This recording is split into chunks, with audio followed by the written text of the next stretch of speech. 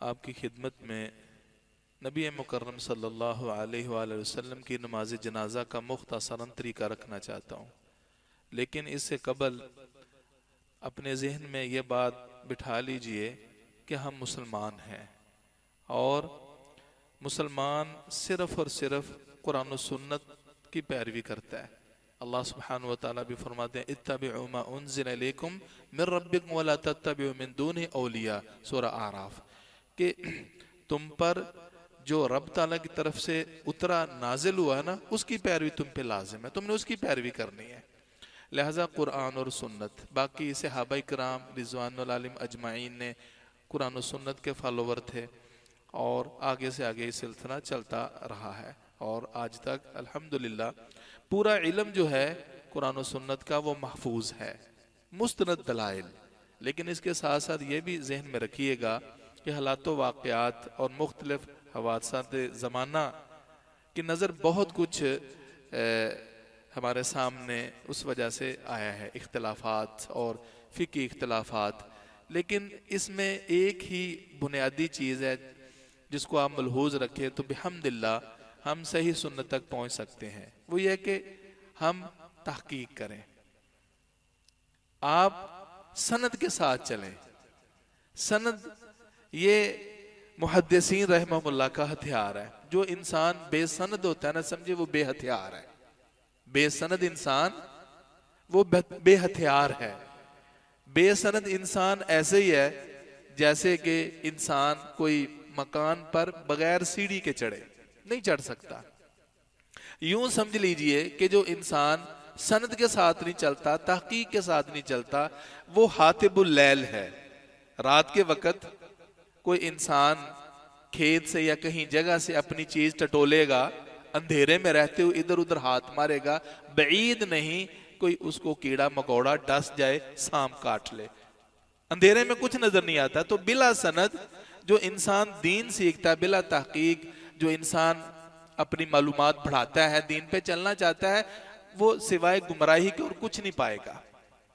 بہترین طریقہ صحابہ کرام کا، اور جس کی بنیاد الحمدللہ دین میں سند کے ساتھ ہے، وہی ہمارے لیے سیکیورٹی ہے، وگرنہ اس کے بغیر اختلاف ہے، تشدد ہے، اور انتشار ہی ملے گا۔ آج بنیادی وجہ افتراق اور انتشار کی یہی ہے کہ جو کسی کو ملا آنکھیں بند کر کے پیچھے لگ گئے۔ اور اب ماشاءاللہ پڑھے لکھے حضرات ہیں، تو جیسے ہر فیلڈ میں تحقیق اور ریسرچ کی ضرورت ہے، تو دین میں تو چونکہ ہماری سعادت اور یا شقاوت کی بنیاد ہے، نہیں چلیں گے تو بربادی، چلیں گے تو اخروی سعادت، تو اس حوالے سے بڑی ہی احتیاط کی ضرورت ہے۔ تو میں صرف اسی بنیاد پر آپ کی خدمت میں اس چیز کو ملحوظ رکھ کے کہ ہاں غلطی ہو جائے، انسان سے تحقیق کرتا ہے، ٹھوکر لگ جائے تو اس کا پھر بھی اجر ہے انشاءاللہ، لیکن قصداً انسان جان بوجھ کے کہ ہم نے باجی ان کی ماننی ہے، ان کی نہیں ماننی، نہیں، یہ بہت بڑا اقدام ہوگا۔ تو اللہ کا حکم ہے اتبعوا ما انزل الیکم من ربکم۔ ہر مسئلے کو اسی لحاظ سے جب ہم دیکھیں گے تو الحمدللہ ہم قرآن و سنت کو تھام لیں گے، وگرنہ اللہ نے تو فرمایا وَلَا يَزَالُونَ مُخْتَلِفِينَ، یہ لوگ بدستور جب تک قیامت نہیں آتی اختلافات ہی کا شکار رہیں گے، ہر مسئلے میں اختلاف۔ بہرحال نبی مکرم صلی اللہ علیہ وآلہ وسلم کی احادیث کی روشنی میں نماز جنازہ کا پورا طریقہ ملتا ہے۔ کبھی ایک وقت تھا کہ یہ چیلنج دیا گیا کہ اگر قرآن و سنت کی اتباع کا دعویٰ ہے تو پوری نماز جنازہ کا طریقہ حدیث سے دکھاؤ اور بتاؤ۔ ایسی کوئی بات نہیں ہے، الحمدللہ پوری نماز جنازہ کا احادیث میں مستند طور پر طریقہ ثابت ہے، میں تفصیل میں نہیں جاؤں گا۔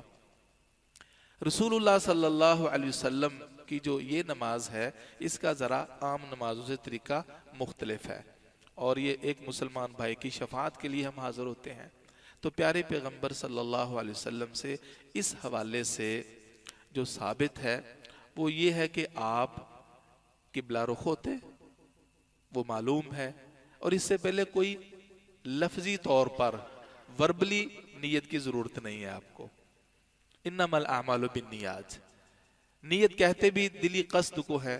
آپ سوچیں، استحضار کریں کہ میں عورت کی نماز جنازہ پڑھ رہا ہوں یا مرد کی پڑھ رہا ہوں. یہ جو نیت کا حاضر کر لینا استحضار ہے، یہ جو سوچ لینا وہی نیت ہے. تو زبان سے نیت کرنا یہ سنت سے ثابت نہیں ہے، بلکہ یہ بدعت کے زمرے میں چیز آتی ہے. تو تکبیر تحریمہ، اس میں 4 تکبیرات ہوتی ہیں. نبی مکرم صلی اللہ علیہ وسلم کی عمومی بخاری مسلم وغیرہ کی جو روایات ہے، ویسے صحابہ کرام بعد دیگر احادیث کی روشنی میں 8 سے 9 تکبیرات بھی ملتی ہیں، وہ انشاءاللہ پھر کسی موقع پر. لیکن عام جو طریقہ کار وہ 4 تکبیرات کے ساتھ ہے. تو اللہ اکبر پہلی تکبیر، اور یہ جنازہ 4 تکبیرات کے ساتھ عموماً وہ آپ کی خدمت میں رکھتا ہوں. اللہ اکبر. اس کے بعد یہ حدیث سیدنا ابو ماما رضی اللہ تعالیٰ عنہ کی ہے، سنن نسائی میں آتی ہے. امام شافعی رحمہ اللہ نے باسند اپنی کتاب الام میں اور دیگر کتابوں میں بھی اور دیگر روایات کی روشنی میں صرف خلاصہ حاضر خدمت ہے. رسول اللہ صلی اللہ علیہ وسلم تکبیر کے بعد اپنے ہاتھ سینے پہ باندھ لیتے تھے، اور چونکہ یہ نماز ہے اور نماز ہونے کے ناطے سے اس میں وہی طریقہ جو کہ عام نماز میں ہے راجے اور قوی ترین، اگرچہ اس میں بھی اختلاف ہے، وہ یہ ہے کہ پیارے پیغمبر صلی اللہ علیہ وسلم اپنا دایاں ہاتھ بائیں پہ رکھ کے سینے پہ باندھتے تھے. امام بخاری رحمہ اللہ نے صحیح بخاری میں اور یہ موطا امام مالک میں بھی یہ روایت موجود ہے. صحابی فرماتے ہیں کان الناس یؤمرون ان یضع الرجل الید الیمنی علی ذراعہ الیسری فی الصلاۃ. لوگوں کو حکم دیا جاتا تھا، ہر شخص کو یہ حکم تھا کہ وہ اپنا دایاں بازو اپنی بائیں ذراع بازو پہ رکھے. یہ بالکل روزے روشن کی طرح سند صحیح ہے، بخاری میں ہے. اب آپ تجربہ تن بھی اگر رکھیں تو یہ جو حصہ ہے نا کلائی سے لے کر یہاں تک کونی تک، اس کو کہتے ہیں عربی میں ذراع، ہم اردو میں اس کو بازو کہتے ہیں. تو یہ ہاتھ رسول اللہ صلی اللہ علیہ وسلم اپنی بائیں ذراع پہ رکھتے تھے. اگر آپ اس طرح رکھیں تو شاید آپ دیکھ سکتے ہوں تو یہ کہاں ہاتھ آتے ہیں. جب انسان سیدھا قیام کرے تو زیادہ جھکے گا تو پھر بھی پرابلم ہے. تو یہ کنڈیشن ہے صحیح حدیث کے روشنی میں. اور بعض دیگر روایات میں بصراحت، جن میں وائل بن حجر ہیں، ان کے حدیث ہے سیدنا ابو ہریرہ سے بھی ہے. اور اسی طرح امام طاووس کی مرسلن روایت جو کہ فقہا کے ہاں بالخصوص فقہاء احناف کے ہاں وہ یہ جو مرسل ہے وہ مسند سے بھی اقوی ہے، یعنی مضبوط حلب الطائی کی ہے. اللہ حاضر قیاس دیگر روایات بھی ہیں جن کے روشنی میں مسنون یہ ہے کہ سینے پہ ہاتھ باندھ کر نماز کو شروع کیا جائے. رسول اللہ صلی اللہ علیہ وسلم تکبیر تحریمہ کے بعد ثنا نہیں پڑھتے تھے. کسی بھی صحیح روایت میں یہاں تک کسی صحابی کے عمل سے بھی نماز جنازہ میں ثنا پڑھنا ثابت نہیں ہے، بلکہ سورۃ الفاتحہ اور سورۃ الفاتحہ کے ساتھ چھوٹی سی کوئی سورت ملانی ہے اور اس کے بعد پھر دوسری تکبیر کہنی ہے. اس حوالے سے سیدنا عبداللہ بن عباس رضی اللہ عنہ سے صحیح بخاری میں یہ طلحہ بن عبداللہ بن عوف سے روایت ہے، کہتے ہیں ان کے پیچھے میں نے نماز جنازہ پڑھی تو انہوں نے سورۃ الفاتحہ پڑھی اور ساتھ ایک سورت ملائی وَجَهَرَ حَتَّى أَسْمَعَنَا. سورۃ الفاتحہ اور سورت ملا کے اونچی آواز سے یہ کیا یہاں تک ہمیں سنایا.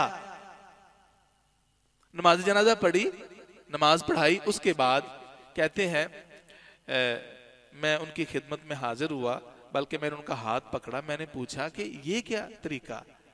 تو وہ کہتے ہیں انما جہرت لتعلم انہا سنہ وفی روایہ حق. یہ میں نے اس لیے سورۃ الفاتحہ اونچی آواز سے پڑھی اور ساتھ سورت ملائی ہے تاکہ تمہیں پتہ چل جائے کہ یہ رسول اللہ صلی اللہ علیہ وسلم کی سنت ہے.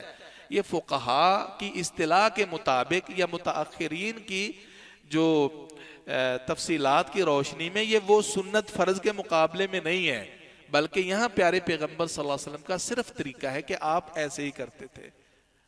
محترم سامعین کرام، معلوم ہوا کہ نماز جنازہ میں سورۃ الفاتحہ پڑھنا یہ اس کا حصہ ہے، اور بہت سی ایسی احادیث ہیں جن میں بالکل واضح طور پر یہ چیز ثابت ہے کہ فاتحہ کے بغیر نماز نہیں ہوتی۔